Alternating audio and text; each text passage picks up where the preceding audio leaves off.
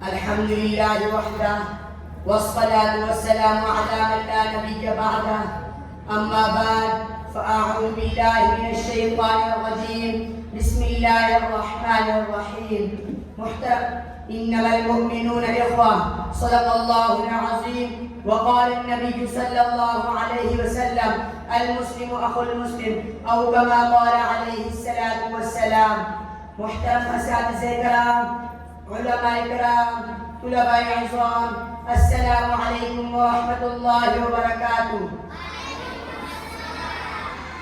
آج مجھے جس موضوع پر رب کو شائع کرنے کا حکم دیا گیا ہے وہ اسلامی معاشرے کے عنوان سے معنون ہے. سامعین گرامی، انسانوں کے مل جل کر رہنے سے اس معاشرہ وجود میں آتا ہے، اور جب بہت سارے انسان مل جل کر رہتے ہیں تو ان کے درمیان مختلف تعلقات قائم ہو جاتے ہیں.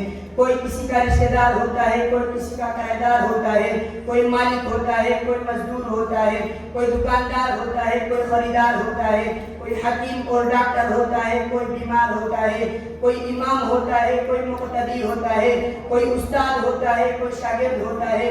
کسی سے خاندان کا تعلق ہوتا ہے، کسی سے وطن اور زبان کا تعلق ہوتا ہے. ان تعلقات کی وجہ سے کسی سے محبت بھی ہو سکتی ہے اور نفرت بھی ہو سکتی ہے، اتفاق بھی ہو سکتا ہے اور اختلاف بھی ہو سکتا ہے، اپنائیت بھی ہو سکتی ہے اور اجنبیت بھی ہو سکتی ہے، بعد بھی ہو سکتی ہے اور قربت بھی ہو سکتی ہے. جب یہ مسائل پیدا ہو تو اسلام اپنے ماننے والوں کو کچھ مخصوص قسم کی ہدایات دیتا ہے.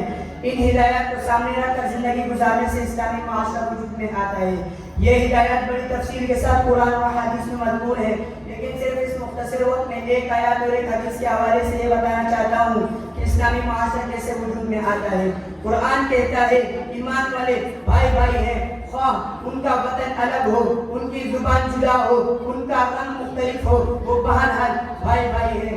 ان دونوں میں سے ایک امیر ہے، دوسرا غریب ہے، ایک مالک ہے، دوسرا مزدور ہے، ایک دکاندار ہے، دوسرا خریدار ہے، ایک امام ہے، دوسرا مقتدی ہے، ایک چھوٹا ہے، دوسرا بڑا ہے، ایک پاکستان میں رہتا ہے، دوسرا ہندوستان میں رہتا ہے، ایک عربی ہے، دوسرا چینی ہے. ان سارے اختلافات کے باوجود وہ بھائی بھائی کیوں ہیں؟ وہ کون سا رشتہ ہے جس نے ان کو بھائی بھائی بنا دیا ہے؟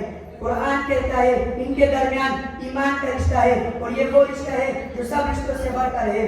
رنگ، نسل اور زبان کے رشتے ٹوٹ جاتے ہیں مگر یہ رشتہ نہیں ٹوٹ سکتا. یہ وہ رشتہ ہے جو کالے کو گورے کا بھائی بنا دیتا ہے. یہ وہ رشتہ ہے جو امیر کو غریب کا بھائی بنا دیتا ہے. یہ وہ رشتہ ہے جو افریقی کو امریکی کا بھائی بنا دیتا ہے.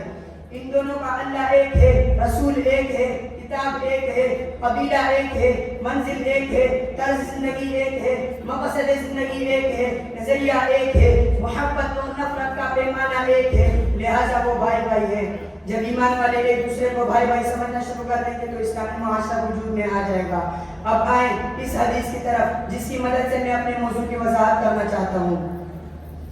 صحیح بخاری اور صحیح مسلم میں حضرت نعمان بن بشیر رضی اللہ تعالیٰ عنہ سے روایت ہے کہ آپ صلی اللہ علیہ وسلم نے فرمایا آپس میں محبت اور رحمدلی کے معاہدے میں مسلمانوں کی مثال ایسی ہے جیسے ایک جسم جب جسم میں کسی عضو کو تکلیف ہوتی ہے تو سارا جسم مل کر جاتا ہے اور سارا جسم بخار میں مبتلا ہو جاتا ہے.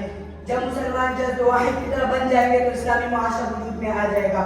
آپ جانتے ہیں کہ صرف سر میں درد ہو تو پورا جسم بے چین ہوتا ہے، اگر پاؤں میں زخم لگ جائے تو پورا جسم تڑپ اٹھتا ہے. اسی طرح ایک مسلمان کی تکلیف سارے مسلمانوں کی تکلیف بن جاتی ہے. جب ایک مسلمان دوسرے کو ننگا یا بے گھر دیکھے اسے محسوس ہوتا ہے جیسے وہ خود ننگا یا بے گھر ہو گیا ہو. ایک مسلمان بھوکا ہوتا ہے تو اس کی بھوک کی وجہ سے دوسرے کو نیند نہیں آتی. ایک مسلمان پر ظلم ہوتا ہے تو دوسرا اس کی کسک اپنے دل میں محسوس کرتا ہے. اسلامی معاشرے میں ہر مسلمان دوسرے کا ہمدرد اور خیرخواہ ہوتا ہے. اس کا ہر فرد عالم اینٹ کی عمارت نہیں ہوتا بلکہ وہ عظیم اینٹ کی عمارت ہوتا ہے. ہر اینٹ دوسری اینٹ سے جڑی ہوئی ہوتی ہے، ہر اینٹ دوسری اینٹ کے لیے سہارا ہوتی ہے. اس آیات اور اس حدیث کی روشنی میں اپنی سوسائٹی کا جائزہ لیجئے جہاں ذات اور قبیلے کی باتیں ہو رہی ہیں، جہاں صبح اور زبان کے اختلافات چل رہے ہیں، جہاں فرقوں اور جماعتوں کے ٹکراؤ ہو رہے ہیں، جہاں کسی کو کسی درد کا احساس نہیں کہ آپ کس معاشرے کو اسلامی معاشرہ کہہ سکتے ہیں. کیا خوب کہا ہے جناب الطاف حسین حالی نے، فرقہ بندی ہے کہیں اور کہیں ذاتیں ہیں، فرقہ بندی ہے کہیں اور کہیں ذاتیں ہیں، کیا زمانے میں پنپنے کی باتیں ہیں.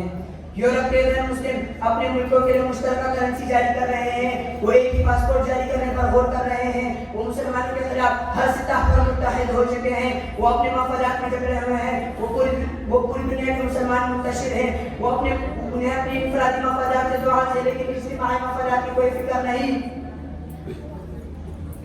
اجتماعی مفادات کی کوئی فکر نہیں۔ اگر افغانستان کے لاکھوں مسلمان رات کو بھوکے سوتے ہیں تو دنیا کے باقی مسلمان ان کی بھوک کا درد محسوس نہیں کرتے۔ اگر بوسو کے مسلمان کو گھر سے بے گھر کر دیا گیا ہے تو دنیا کے باقی مسلمان اس پر پریشان نہیں۔ اگر داغستان کے مسلمان پر زمین تنگ کر دی گئی ہے تو عرب و عجم کے مسلمان اس پر پریشان نہیں۔ میرے دوستو، جس دن صحیح اسلامی معاشرہ وجود میں آ گیا اور ہر مسلمان نے دوسرے مسلمان کے درد کو محسوس کر لیا تو وہ دن مسلمانوں کی عزت و رفعت کا دن ہوگا اور وہ دن کفار کی رسوائی اور ذلت کا دن ہوگا۔ اللہ کرے ہم کم از کم اپنے ملک، اپنے شہر اور اپنے محلے میں صحیح اسلامی معاشرہ قائم کرنے میں کامیاب ہو جائیں۔ آمین۔ وآخر دعوانا الحمدللہ رب العالمین۔